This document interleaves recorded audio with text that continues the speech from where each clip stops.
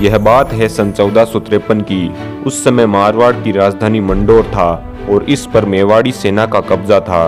उस समय मेवाड़ के महाराणा कुंभा थे। मंडोर पर अपना अधिकार करने के लिए राव जोधा ने मेवाड़ी सेना से कई बार युद्ध किए, लेकिन वह असफल रहे। उन्होंने एक अंतिम युद्ध किया जिसमें उन्होंने अपनी जान की बाजी लगा दी और इस युद्ध में उन्होंने मेवाड़ी सेना को परास्त कर दिया और मंडोर पर अपना अधिकार कर लिया। जैसे ही यह बात महाराणा कुंभा को पता चली कि राव जोधा ने पुनः मंडोर पर अपना अधिकार कर लिया है, तब उन्होंने एक विशाल सेना के साथ मारवाड़ पर चढ़ाई कर दी। जब राव जोधा को महाराणा कुंभा की चढ़ाई की खबर मिली तो वह भी सोजत से आगे बढ़कर पाली आए और वहां पर अपनी सेना को एकत्रित किया।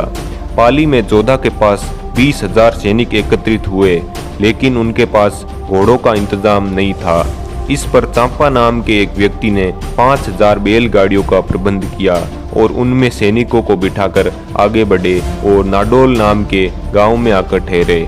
राठौड़ों की सेना का युद्ध के लिए इस प्रकार बैलगाड़ियों में बैठकर आने की जब मेवाड़ की सेना में खबर पहुंची तो मेवाड़ के सामंत बहुत हंसे और उन्होंने महाराणा से अर्ज किया कि राठौड़ तो सामान की तरह गाड़ी में लदकर आए हैं, वे हमारे सामने युद्ध में क्या टिक सकेंगे। तब नापा सांखला ने मेवाड़ के सामंतों से कहा कि युद्ध के समय जब शत्रु सेना का दबाव पड़ेगा तो तुम लोग घोड़ों पर होने के कारण आसानी से रणभूमि से भागने में सफल हो सकोगे, किंतु राठौड़ सेना गाड़ी में बैठकर आने के कारण रणभूमि से भाग नहीं सकेगी। वे तो केवल मरेंगे और मारेंगे, इसलिए विजय उनकी होगी। नापा सांखला ने महाराणा कुंभा से अर्ज किया कि इस समय राठौड़ों से संधि कर लेने में ही लाभ है, क्योंकि वे तो अपने पिता रिडमल का बेर लेने के लिए मरने मारने पर तुले हुए हैं। यदि अपनी जीत भी हुई तो बहुत महंगी पड़ेगी। दूसरी तरफ अपना झगड़ा मालवा के सुल्तान से भी चल रहा है।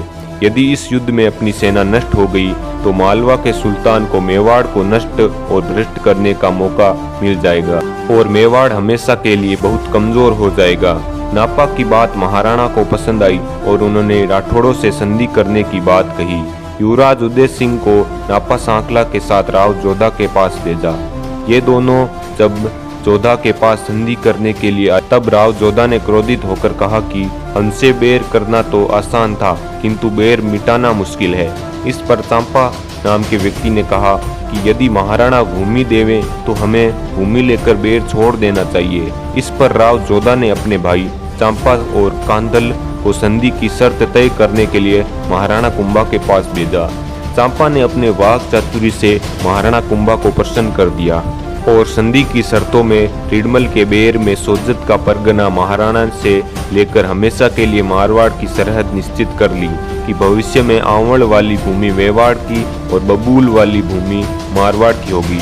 इस संधि को आज हम आवड़ बावड़ की संधि के नाम से जानते हैं। साथ ही दुश्मनी को हमेशा के लिए मिटाने के लिए सिसोदिया और राठौड़ों में मेल करने के लिए महाराणा की बेमात्रक बहन का विवाह जोधा से हुआ और जोधा की पुत्री श्रृंगार देवी का विवाह महाराणा के पुत्र रायमल से होना निश्चित किया गया।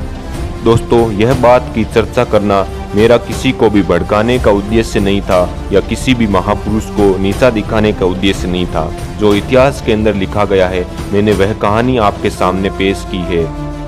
और इस वीडियो को लाइक शेयर सब्सक्राइब करें। धन्यवाद।